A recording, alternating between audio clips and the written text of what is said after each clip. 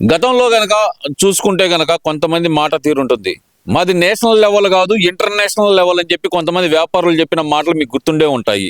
మరి ఇప్పుడు చూస్తే కనుక ఆంధ్రప్రదేశ్లో మాజీ ముఖ్యమంత్రి స్కాములు నేషనల్ దాటి ఇంటర్నేషనల్ లెవెల్కి అయితే వెళ్తున్నాయి. ఎలా చూడొచ్చు అంటారు ఈ ఇంటర్నేషనల్ లెవెల్ స్కామ్స్ కూడా? అసలు జగన్మోహన్ రెడ్డిని ఆంధ్ర రాష్ట్ర ప్రజలు చాలా తక్కువ అంచనా వేసాడు. చాలా మంచోడు, వాళ్ళ ఐకంటే బాగా చేస్తాడని చెప్పేసి ఎన్నుకున్నారు. అతని నిజ స్వరూపం ఈ రాష్ట్రంలో 5 ఏళ్ల పరిపాలనప్పుడు కూడా కనిపెట్టలేకపోయారు. చివరికి ఓడిపోయినాక అప్పుడు తెలిసింది ఆ నిజ స్వరూపం ఏందనేది. అసలు ఎక్కడెక్కడ ఏం చేశాడు, ఏం చేద్దాం అనేది ఇప్పుడు బయటకు వస్తున్నాయి. ఈ దీంట్లో భాగం అతను రాష్ట్ర పరిపాలన అంటే ఏదో మన ఇష్టం వచ్చినట్టు మన ఇంట్లో పరిపాలనలాగా మనం ఏదో చల్లగా మన భార్య పిల్లలు ఉన్నారంటే వాళ్ళ కోరికలు ఏవో కోరుతూ ఉంటారు, మనకు శాతనైతే సాధ్యమైతే చేసుకుంటాం, లేకపోలేదు. ఇతనేంది రాష్ట్రాన్ని కూడా మన ఇంట్లోది అన్నట్టుగా మన ఇష్టం వచ్చినట్టు వాడుకోవచ్చినట్టు డబ్బులు రాష్ట్ర ప్రజల మీద చేసే అప్పు అంతా కూడా అతను ఇష్టం వచ్చినట్టుగా వాడుకున్నాడు, చేసుకున్నాడు. అది చాలక ఇంకా ఈ కాంట్రాక్టర్లని వాళ్ళు ఇప్పుడు అదాని వాళ్ళని ఇట్లా అనేకమైన రకాలుగా చూస్తున్నాగా ఇంటానే ఉన్నాం. 1750 కోట్ల స్కాము, ఒక కరెంటు ప్రజల మీద భారమే కదా అంతా కూడా. ₹1.99 వచ్చే యూనిట్ ధరని వచ్చిన దాన్ని చంద్రబాబు గారి టైంలో కూడా ఒప్పందాలు కుదుర్చుకుందాన్ని కాదని ₹2.40 ఎందుకు కొనాల్సి వచ్చింది. ఆ రోజు అందరూ కూడా చెప్పారు, ప్రతిపక్షంగా ఉండడు కానీ ఇతర ప్రతిపక్ష నాయకులు కానీ చంద్రబాబు గారు కానీ, ఇది మంచి పద్ధతి కాదు, అది కాదు, ఉండదు, మన కరెంటు ఉపయోగించుకోండి చాలని. ఎక్కడెక్కడికో పోయి కొన్నాడు అంటే ఈ డబ్బుల కోసమే. ఈ 1750 కోట్లు ఇప్పుడు బయటపడింది. అది ఇంకా గతం ఎంత ఉందో, లోపల ఎంత ఉందో మొత్తం బయట తీస్తే కానీ తెలియదు.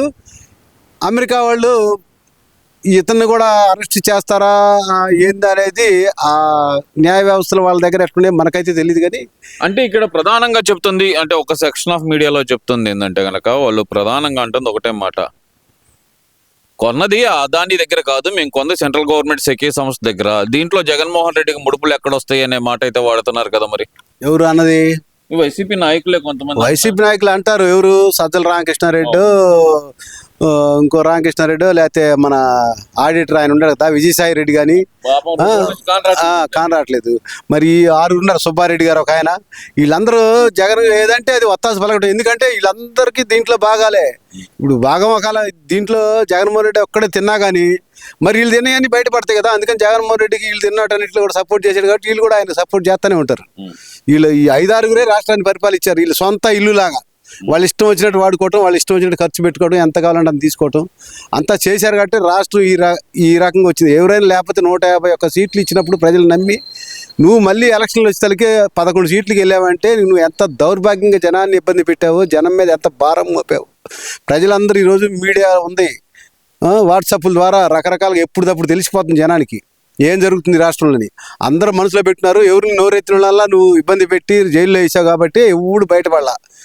వాళ్ళ టైం వచ్చినప్పుడు బయట పెడదాం అంటున్నారు. ఎలక్షన్ వచ్చింది, నిన్ను అతం పాతాలని దొక్కారు. ప్రతిపక్ష హోదా లేకుండా దొక్కారు. అయినా ఇంకా దొంగ ఏడుపులు పెడుతుంది సొంత రాజ్యాంగం. నేను ఇదివరకు రాజారెడ్డి రాజ్యాంగం నడుపుతున్నాడు జగన్మోహన్ రెడ్డి అంటే నేనేమో అనుకున్నా. ఇప్పుడు తెలుస్తుంది అసలు నీకు ప్రతిపక్ష హోదా ప్రజలు ఇలా, నాకు ప్రతిపక్ష హోదా కావాలంటే ఎవరు ఇవ్వాలి నీకు హోదా? ప్రజలు ఇవ్వాలా. ముఖ్యమంత్రి చేసావు, ఇచ్చారు 150 సీట్లు ఇచ్చావు కాబట్టి నువ్వు ముఖ్యమంత్రి చేసావు. వీళ్ళు 111 సీట్లు ఇచ్చారు, నువ్వు ప్రతిపక్ష హోదా పనికిరాదు కాబట్టి నువ్వు పక్కన కూర్చొని మామూలుగా వెళ్ళు అసెంబ్లీకి ప్రజల కోసం. నువ్వు ప్రజల మీద ప్రేమ ఉండడు, ప్రజల కోసం ఉద్ధరించేవాడు అయితే అసెంబ్లీకి వెళ్ళాలి కదా. నాకు ప్రతిపక్ష హోదా కావాలి ముడిపెట్టి కూర్చోవటం ఏంటి అర్థం? ఇదే నీ సొంత రాజ్యాంగం అయింది. అంటే ఇక్కడ ప్రధానంగా కనుక మనం చూసుకుంటే కనుక జగన్మోహన్ రెడ్డి పదే బెంగళూరు పర్యటనలు, మరో పక్కన అక్కడ కాంగ్రెస్ నాయకుల్ని కలవటం, ఇంకో పక్కన ఈవీఎంల మీద ఆరోపణ చేయటం, నిన్న సుప్రీంకోర్టు చేసిన వ్యాఖ్యలు, దీని మీద కేఏ పాల్ గారి కేసులో సుప్రీంకోర్టు చేసిన వ్యాఖ్యలు ఎలా చూడాలంటారు? అసలు మీరు గెలిస్తే ఒక లెక్క, గెలవకపోతే ఒక లెక్క అంటూ సుప్రీంకోర్టు చేసిన వ్యాఖ్యలు అసలు ఎలా చూడాలంటారు? ఇదంతా ఎలా చూసేదేముంది, అయితే ఏదోటి మాట్లాడాలని మాట్లాడుతుంది తప్ప 151 సీట్లు వచ్చినప్పుడు చెప్పలేదే. 151 సీట్లు వచ్చినప్పుడు నువ్వు చెప్పలేదే మరి ఈవీఎంలు బాగాలేవని మెలకొండ చేసావుగా, మాట్లాడావు. ఇయ్యాల మళ్ళీ ఈవీఎంలు అయ్యలేవు అని మాట్లాడే మాట అసలు అర్థం ఉంది. అదే చెబుతుంది, ఇతనికి పరిపాలన కానీ ప్రజల వ్యవస్థ మీద నమ్మకం లేదు. ఇతను ఇష్టం వచ్చిన మాట్లాడతాడు, ఇతను ఇష్టం వచ్చిన రాజ్యాంగం రాయాలంటాడు. అందుకని ఇతను ఎట్టి పరిస్థితుల్లో కూడా రాబోయే రోజుల్లో ఎప్పుడు కూడా నా నమ్మకం ఏంటంటే ఇతని పార్టీ ఎప్పుడు కూడా ఇంకా ఇతను అధ్యక్షుడిగా ఉంటే మాత్రం సస్తే కూడా ఆంధ్ర రాష్ట్రంలో అధికారంలోకి రాదు, ప్రజలు ఇతన్ని నమ్మరు అని నేను అనుకుంటున్నాను. ఇంకా అంతకంటే ఇంక ఇతని గురించి మనం చెప్పాల్సింది కూడా ఏమి ఉండదు. అంటే ఇక్కడ ప్రధానంగా చూస్తే అంబటి రాంబాబు చేస్తున్న వ్యాఖ్యలు కొంచెం కలకలం రేపే వ్యాఖ్యలే. అంటే స్వాతంత్ర సంగ్రామంలో కూడా, అంటే మనకి స్వాతంత్రం రాకముందు బ్రిటిష్ వారి పరిపాలనలో కూడా స్వతంత్ర పోరాటం చేస్తున్న వీరుల మీద ఇన్ని కేసులు పెట్టలేదు అప్పుడు బ్రిటిష్ వాళ్ళు. ఇప్పుడు ఇక్కడ బ్రిటిష్ రాజ్యాంగం కంటే ఎక్కువ తాలిబాన్ రాజ్యాంగం లాగా నడుస్తుంది ఇక్కడ అంటూ అంబటి రాంబాబు చేస్తున్న వ్యాఖ్యలు ఎలా చూడాలంటారు ఇదంతా? అసలుకి కేసులు ఎందుకు పెట్టాల్సి వచ్చింది? పెట్టినా కానీ మీలాగా ఎట్టబడితే అన్యాయంగా అకృతంగా ఎవరైతే బాధితున్నాడో వాడి మీదే మీరు కేసు పెట్టి మీరు లోన్ వేశారు. ఇలా జరగట్లేదే. మీరు చేసిన తప్పులు ఏమైతే ఉన్నాయో అవి సాక్ష్యాధారాలతో సహా బయట ఇస్తున్నారు. ఎన్నైనా కావచ్చు, తప్పు చేసినప్పుడు ఎంతమంది అయినా ఎవరినైనా శిక్షించాల్సిందే. భారత రాజ్యాంగంలో అది ఉంది. నువ్వు కావాలంటే నీ రాజ్యాంగం తీసి చదువుకొని, మీ రాజశేఖర రెడ్డి జగన్మోహన్ రెడ్డి రాజ్యాంగం చూసి చదువుకొని మాట్లాడద్దు ఈ అంబటి రాంబాబు. ప్రజాస్వామ్యంలో మన భారత రాజ్యాంగవేత్త అంబేద్కర్ రాజ్యాంగం ఉంది బయటికి చదువు, దాంట్లో ఏముందో అదే జరుగుద్ది ఇక్కడ. చంద్రబాబు గారు ఎప్పుడు కూడా ఫస్ట్ నుంచి గెలిచినాక, ఎప్పుడైనా ఇప్పుడే కాదు ఎప్పుడు గెలిచినా కానీ, గెలిచినాక మనం అందరూ రాష్ట్ర ప్రజలందరూ సమానమే, అందరినీ సమానంగా చూడాలనే మాట ఇదివరకు వాడాడు. మీరు ఇప్పుడు ఎంత ఈ గత 5 ఏళ్ళు అంత హెరాస్మెంట్ చేసి జనరల్గా మా కార్యకర్తలు కానీ ప్రజలు కానీ వీళ్ళ మీద కక్ష తీర్చుకోవాల్సింది, వీళ్ళు కొట్టాల్సిందే అని అంటున్నా కానీ రాజ్యాంగ ప్రకారం నడుచుకుందాం, చట్టం దాని పని దాన్ని చేసుకుంటుంది అనే మాటే మాట్లాడుతున్నాడు తప్ప చంద్రబాబు నాయుడు గారు ఎప్పుడు కూడా రాజ్యాంగాన్ని తప్పి అతని సొంత నిర్ణయాలు మాత్రం ఎప్పుడు ఉండవు. రాజ్యాంగ ప్రకారం ఇలాంటి వ్యాఖ్యలు చేస్తున్నా సరే, అంటే ఇది తాలిబాన్ రాజ్యం అంటూ, ఇది బ్రిటిష్ సామ్రాజ్యం లాగా ప్రవర్తిస్తున్నారంటూ వ్యాఖ్యలు చేస్తున్నా సరే, ఎలాంటి చర్యలు అటు పోలీసులు, గతంలో పోలీసు వ్యవస్థని ఎవరైనా సరే చిన్న మాట అంటేనే ముందలకొచ్చి తొడలు కొట్టిన పోలీస్ సంఘాలు కూడా ఈ రోజు పోలీసులు అంతూ తేలుస్తాం, మీరు పచ్చ చొక్కాలు వేసుకోండి అంటూ మాట్లాడిన సందర్భంలో ఒక్కరు కూడా బయటకు రాని పరిస్థితి ఎలా చూడంటారు? ఇంకా పోలీసు వ్యవస్థలో మార్పులు చేర్పులు జరగలేదనుకోవచ్చు అంటారా? పోలీస్ వ్యవస్థలు ఇంకా కూడా కొంత వాస్తవం అయితే, ఇంకా ఏదో జగన్మోహన్ రెడ్డి చేర్చిన అలవాట్లు అయ్యే ఉన్నాయి వాళ్ళ దగ్గర, ఇంకా కొంతమంది దగ్గర. వాళ్ళు కూడా త్వరలో ఎవరైతే ఉన్నారో వాళ్ళందరినీ చూస్తారని ఒకళ్ళు మన ఇక్కడ అరణ్యాలపేటలో రౌడీ షీటర్ అతనికి కూడా చేసిన రాజమర్యాదలకి సిఐ వెళ్ళిపోయాడు కదా, సస్పెండ్ చేసి. అట్లానే ఎవరైతే ఇట్లాంటి పనులు చేస్తూ ఉంటారో వాళ్ళందరినీ కూడా ఇంకా తప్పించాల్సింది ఉంది. కొన్ని చోట్ల సమయం సందర్భం రావాలా. ఒక్క విషయం అయితే నేను అడగదలుచుకున్నాను. ఈ మధ్య కాలంలో వైసీపీ నాయకుల దగ్గర నుంచి, వాళ్ళ స్పోక్స్ పర్సన్ దగ్గర నుంచి వస్తున్న మాట ఇది. గతంలో తెలుగుదేశం పార్టీ వాళ్ళు బోరిగడ్డ అనిల్ మీద కేసులు ఫైల్ చేయండి అంటూ పోలీస్ స్టేషన్ల చుట్టూరు తిరిగినా పట్టించుకొని పోలీసు అధికారులు కానీ, లేదంటే కనుక అతనికి ఒత్తాసుగా వెనకమాలుండి నడిపిన వైసీపీ నాయకులు కానీ, మరి ఈ రోజు బోరిగడ్డ గురించి వచ్చిన అడిగితే అతనికి మా పార్టీకి సంబంధం లేదు అనే మాట ఎందుకు అంటున్నారు? ఇది వాడుకొని వదిలేయటం కాదా అంటా నేను. మరి వాడుకొని ఆ మాట అంటే నేనైతే వెళ్ళలేదు, కానీ అతనికి మాకు పార్టీకి సంబంధం లేదని, సంబంధం లేకుండా అడిగిపోయింది మా అందరూ తెలుసు కదా. స్పోక్స్ పర్సన్స్ మాట్లాడుతున్నారు, సంబంధం నువ్వు మాట్లాడితే సరిపోతుంది, ప్రజలు తెలుసుకోవాలి కదా. మీరు అట్ట మాట్లాడే ఇప్పుడు ఎంత దిగజారుతనానికి వెళ్ళారు. ఇప్పుడు రాష్ట్రంలో జరిగిన ఎన్నికల్లో అంత దిగజారుతనానికి వెళ్ళింది ఎందుకంటే ఇట్ట మాట్లాడితేనే.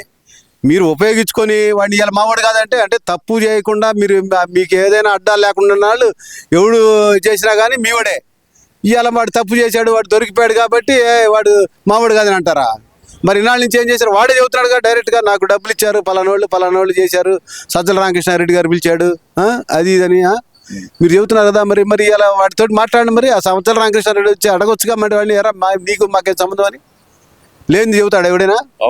వాడు తప్పించుకోవడానికి అయితే మరి చంద్రబాబు గారు మీరు చెప్పొచ్చుగా, నన్ను చంద్రబాబు గారు ఇట్లా అనమన్నారని ఎందుకు చెబుతున్నా, వాళ్ళ పేరు ఎందుకు చెబుతున్నాడు? ఉపయోగించారు కాబట్టి వాడిని చెబుతున్నారు అన్నమాట. అంటే వాడుకొని వదిలేయటం అనేది సాంప్రదాయంగా మారిందంటారు వాళ్ళకి. అంతే, వాళ్ళకి వాడుకొని వదిలేయటం సాంప్రదాయమే కదా. ఎవడైనా సరే వాళ్ళకి అడ్డు రాకుండా వాళ్ళు చెప్పినట్టున్నంతసేపు వాళ్ళ మనిషే. ఎవడైనా వాళ్ళకి వ్యతిరేకంగా దొరికిపోయి వ్యతిరేకంగా చెబితే మాత్రం వాళ్ళు మాకు సంబంధం లేదంటారు. అది ఎవరైనా కానీ. ఇప్పుడు ఎందుకు సొంత చెల్లెలు తల్లిని వాడుకున్నాడు కదా, వాడుకొని ఏమన్నాడు?